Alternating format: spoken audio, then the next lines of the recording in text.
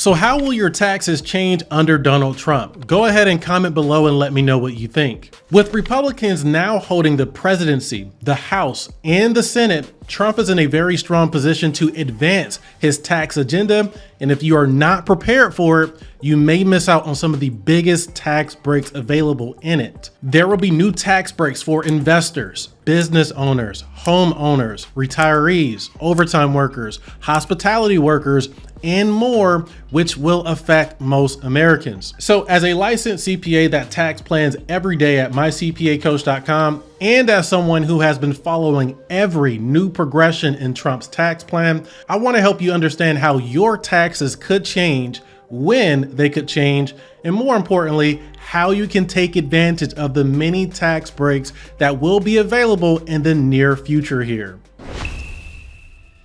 Okay, so one thing we know for sure is that Trump is not a proponent of raising income taxes on American families, American businesses, and American investors. Instead, your taxes are more likely to decrease or stay the same. But people who align themselves very closely with these tax changes may be able to save massive amounts of money in taxes under Trump.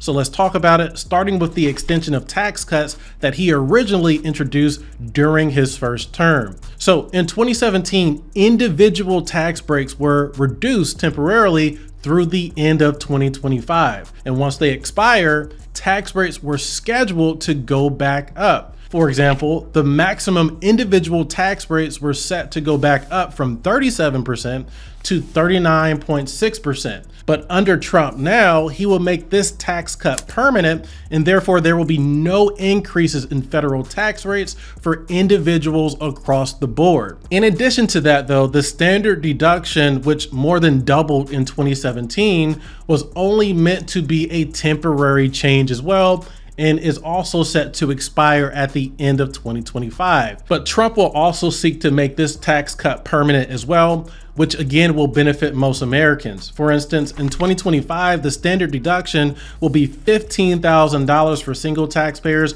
and $30,000 for married taxpayers. Now, one thing people did not like about the 2017 tax cuts were caps to the itemized deduction, specifically the SALT cap, which basically limited people's ability to write off their state and local taxes to just $10,000 on their tax return. And because the tax cuts increased the standard deduction, you would need to have more than $15,000 or $30,000 in itemized expenses for the itemized deduction to even be equally as beneficial as the standard deduction. So what happened is that many people with a lot of itemized expenses were unable to benefit from them on their tax return. And the SALT cap of $10,000 made it even more difficult. But fortunately, Trump has promised to remove this cap or just let it expire at the end of 2025, which will make the itemized deduction even more attractive for people with eligible expenses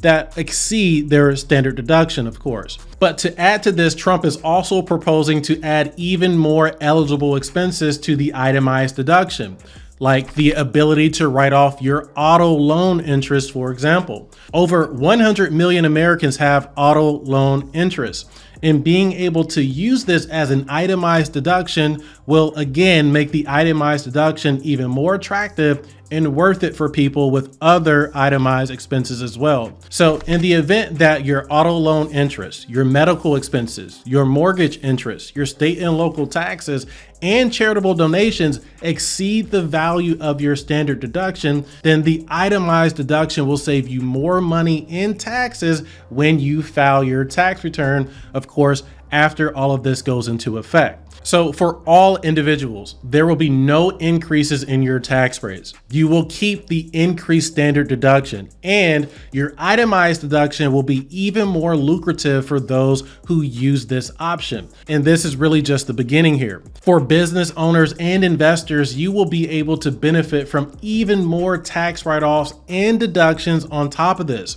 For example, the QBI tax deduction, which grants qualifying business business owners an automatic 20% deduction against their income was set to expire at the end of 2025. But Trump is expected to extend this deduction as well, which will allow millions of small business owners to continue to pay less taxes on top of the individual tax breaks discussed. For example, let's say you have a married small business owner with $100,000 in business income. Well, they would receive a $20,000 QBI tax deduction, leaving them with $80,000 in income. But then they could still take the $30,000 standard deduction as a married taxpayer, leaving them with just $50,000 in taxable income on their tax return, which would leave them in just a 12% tax bracket in 2025. Not bad.